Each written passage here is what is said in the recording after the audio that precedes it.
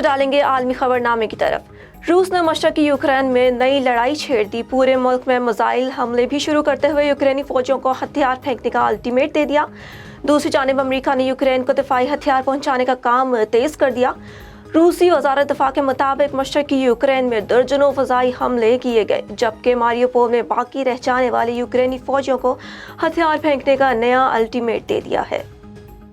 सहूनी हथियारों ने रात के अंधेरे में गजा पर बमबारी कर दी, ताहम किसी जानी नुकसान की इतला नहीं मिली। इसराइल ने बैनुल-अक़वामी कवानीन के खिलाफ वर्जी करते हुए एक और दहशतगर्द कार्रवाई के दौरान अपने तैयारे फ़लस्तीन की हदूद में दाखिल कर दिए, वहाँ आग बरसाते रहे। सहूनी हकाम ने हमास पर रॉकेट हमले का इल्ज़ाम लगाया और कहा कि इजरायली फ़ज़ाइया ने हमास के लिए हथियार बनाने वाले ठिकानों को निशाना बनाया है। हमास के मुताबिक इसराइली तैयारों ने गैर गंजानाबाद इलाके पर बमबारी की। फ़लस्तीनी वज़ारत सेहत ने वाक़े की तस्दीक करते हुए कहा कि वाक़े में किसी किस्म की जानी नुकसान की इत्तला नहीं मिली।